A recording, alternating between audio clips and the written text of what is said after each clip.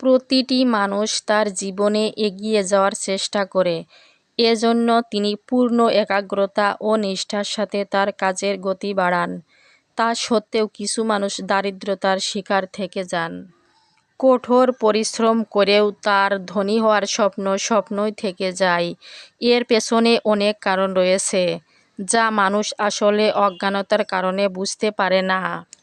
বাস্তুশাস্ত্র অনুযায়ী এমন কিছু কাজ আছে যার কারণে ঘরে সর্বদা দারিদ্রতা বিরাজ করে, কিন্তু ব্যক্তি শুধু তার ভাগ্যকে দোষ দিতে থাকে। বন্ধুরা, হিন্দু ধর্মে মা লক্ষ্মীকে সম্পদের দেবী মনে করা হয়। আপনি যদি জীবনে সম্পদ অর্জন করতে চান, তাহলে সম্পদের দেবী লক্ষ্মীকে খুশি করা খুবই জরুরি।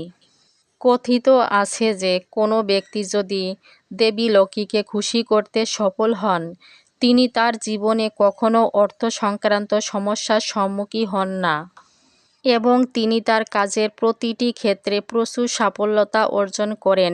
কিন্তু এটা অনেকবার দেখা গেছে, মা লক্ষ্মীর আরাধনা করার পরেও ব্যক্তি তার জীবনে আর্থিক সমস্যার সম্মুখীন হন।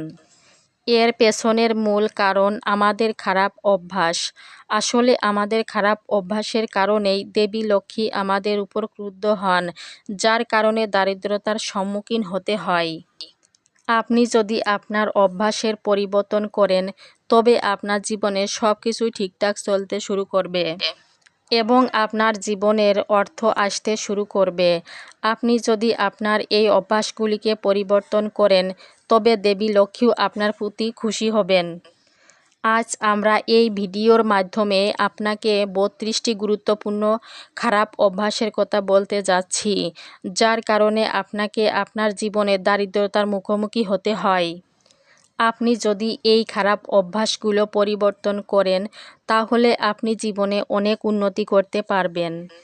তবে তার আগে যদি আপনিও চান দেবী লক্ষ্মীর আশীর্বাদ সবসময় আপনার উপর থাকুক, তাহলে এই ভিডিওতে লাইক দিন এবং চ্যানেলটি সাবস্ক্রাইব করুন এবং কমেন্ট বক্সে জয় মাতা লক্ষ্মী লিখুন। আসুন জেনে নিই ঘরে দারিদ্রতার প্রধান কারণগুলো কি কি। 1. দেরি করে ঘুম থেকে ওঠা। এমনটা বিশ্বাস করা হয় যে ঘরে মানুষ সকালে দেরি করে ঘুম থেকে ওঠে, মা লক্ষ্মী এমন লোকের উপর রেগে যান। তাই খুব ভোরে ঘুম থেকে উঠে স্নান সেরে সমস্ত দেবদেবীর পূজা করার চেষ্টা করুন। এটি করলে দেবী লক্ষ্মী প্রসন্ন হবেন এবং সর্বদা তার আশীর্বাদ রাখবেন। 2. ঘর নোংরা রাখা। কথিত আছে যে দেবী লক্ষ্মী এমন বাড়িতে বাস করেন না যেখানে পরিষ্কার পরিচ্ছন্নতার যত্ন নেওয়া হয় না এবং ঘরে নোংরা থাকে। তাই আপনার বাড়িতে দেবী লক্ষ্মীর আশীর্বাদ পেতে হলে পরিষ্কার পরিচ্ছন্নতার বিশেষ যত্ন নিন।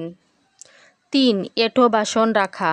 রাতে খাবারের পর রান্নাঘরে এঁটো বাসন রাখবেন না, অবিলম্বে এটি পরিষ্কার করুন।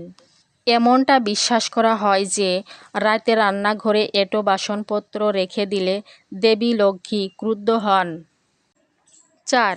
বাস্তুশাস্ত্র অনুসারে বাড়ির ছাদে বা সিঁড়ির নিচে আবর্জনা রাখা উচিত নয়। এ কারণে শুধু আর্থিক সংকটে পড়তে হয় না, এতে পরিবারের সদস্যরাও অসুস্থ হয়ে পড়েন। 5. যদি আপনার বাড়ির কল থেকে অনবরত জল ঝরতে থাকে, তবে এটি আপনার বাড়িতে স্থায়ী না হওয়ার কারণ হতে পারে। বাস্তুশাস্ত্র অনুসারে কল থেকে টপ টপ করে জল পড়া উচিত নয়, কারণ এটি আর্থিক ক্ষতির একটি প্রধান কারণ হিসেবে বিবেচিত হয়। 6. বাথরুমের বালতি কখনো খালি রাখা উচিত নয়, কারণ এটি অর্থের ক্ষতি করে। জল ভর্তি করতে না পারলে বালতি উল্টে রাখুন। 7. স্নানের জায়গায় প্রস্রাব করা। আপনি যদি জেনে বা অজান্তেই স্নানের জায়গায় প্রস্রাব করেন, তাহলে এটিও আপনার ঘরে দারিদ্রতার কারণ হতে পারে। 8. শ্মশানে উচ্চস্বরে হাসা। শ্মশানে কেউ উচ্চস্বরে হাসলে তা 100টি পাপের সমান। এটা বিশ্বাস করা হয় যে শ্মশানে হাসলে মৃত ব্যক্তির পরিবারকেও অপমান করা হয়। 9. ভাঙা চিরুনি দিয়ে চিরুনি করা। ভাঙা চিরুনি দিয়ে চিরুনি করাও অশুভ বলে মনে করা হয়। 10. ভাঙা পাত্র ব্যবহার। ভাঙা পাত্রে খাবার খাওয়া উচিত নয়, এতে আপনার পরিবারের অন্য সংকট আসতে পারে। 11. আত্মীয়দের সাথে খারাপ ব্যবহার করা। অনেকেই আছেন যাদের আত্মীয়দের সাথে সম্পর্ক ভালো নয়, কিন্তু শাস্ত্র অনুযায়ী আত্মীয়দের সাথে খারাপ ব্যবহার করা উচিত নয়। 12. বাম পা দিয়ে পায়জামা পরা। প্রথমে বাম পা দিয়ে পায়জামা বা চপ্পল পরা অশুভ বলে মনে করা হয়। 13. অতিথি এলে রেগে যাওয়া। বাড়িতে অতিথিরা এলে কিছু লোক অসন্তুষ্ট হয় এবং তাদের চলে যাওয়ার জন্য অপেক্ষা করে, যা একেবারেই ঠিক নয়। 14. আয়ের চেয়ে বেশি খরচ করা। আপনার আয়ের চেয়ে বেশি খরচ করার অভ্যাস আপনাকে একদিন দারিদ্রতা করে দিতে পারে। 15. দাঁত দিয়ে কামড়ে রুটি খাওয়া। দাঁত দিয়ে ছিঁড়ে রুটি খাওয়া অশুভ মনে করা হয়। 16. দাঁত দিয়ে নখ কামড়ানো। দাঁত দিয়ে নখ কামড়ানো শুধু দুর্ভাগ্যই নয়, নখও নষ্ট করে। 17. মহিলাদের দাঁড়িয়ে চুল বাঁধা। অনেক মহিলা দাঁড়িয়ে থাকা অবস্থায় চুল আঁচড়ান বা বাঁধেন। এদের এই অভ্যাসটি দারিদ্রতার কারণ। 18. গাছের নিচে প্রস্রাব করা। গাছের নিচে প্রস্রাব করাও ভুল বলে মনে করা হয়, এতে ঘরে দারিদ্রতা আসে। 19. টয়লেটের ভেতরে কথা বলা। এখনকার মানুষ খুব ব্যস্ত, তাই টয়লেটের ভেতরেও মোবাইলে ইত্যাদির মাধ্যমে কথা বলে, যা মোটেও ভালো নয়। 20. উল্টে ঘুমানো। অনেকেরই পেটে ভর দিয়ে শুলে ভালো ঘুম পায়, যদিও তাদের জানা উচিত যে তাদের এই অভ্যাস খুবই খারাপ। 21. রাতে পানীয় জল খোলা উচিত নয়। 22. খারাপ চিন্তা করা। কারো সম্পর্কে খারাপ ভাবা বা মনে ভুল চিন্তা আনা ভালো নয়। 23. হাত না ধুয়ে খাবার খাওয়া। হাত না ধুয়ে খাবার খেলেও ঘরে উন্নতি নষ্ট হয়ে যায়। 24. সবসময় সন্তানদের বকাঝকা, বাচ্চাদের সাথে সারাক্ষণ তর্ক করা এবং তিরস্কার করা ভালো নয়, এতে ঈশ্বর রাগান্বিত হয়। 25. দরজায় বসা। কিছু লোকের দরজায় বসে থাকার অভ্যাস থাকে বা তারা এটি পছন্দ করে, যা একেবারেই ঠিক নয়। এছাড়াও বলা হয়, দরজার দিকে মাথা রেখে ঘুমানো উচিত নয়। 26. রসুন এবং পেঁয়াজের খোসা পোড়ানো।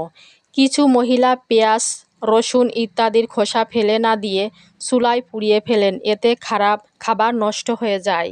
27. প্রদীপ বা ধূপবাতি ফু দিয়ে নিভিয়ে দেওয়া। আপনি আপনার পিতামাতা বা অন্য কোনো বড়দের কাছ থেকে নিশ্চয়ই শুনেছেন, প্রদীপ, ধূপকাঠি, মোমবাতি ইত্যাদি ফু দিয়ে নিভিয়ে দেওয়া উচিত নয়। 28. মিথ্যা শপথ করা। মিথ্যা প্রতিশ্রুতি দেওয়া একজন ব্যক্তির জীবনেও সমস্যা নিয়ে আসে। 29. জুতা উল্টো দেখেও সোজা না করা। যদি আপনি কোথাও জুতো উল্টো দেখতে পান, অবিলম্বে সেটি সোজা করুন, কারণ এই অভ্যাস আপনার জীবনে অনেক পরিবর্তন আনতে পারে। 30. ঘরে মাকড়সার জালের উপস্থিতি। বাড়িতে মাকড়সার জাল থাকলে তা জনশূন্যতার লক্ষণ বলে মনে করা হয়, তাই ঘরে মাকড়সার জাল রাখা উচিত নয়। 31. রাতে ঝাড়ু দেওয়া। রাতে ঝাড়ু দেওয়াও অনুচিত, এমনকি এটি করলে ঘরের আশীর্বাদ আসে না। প্রিয় বন্ধুরা, ভিডিওটি শেষ পর্যন্ত দেখার জন্য অসংখ্য ধন্যবাদ। ভালো লাগলে লাইক, শেয়ার ও সাবস্ক্রাইব করতে ভুলবেন না।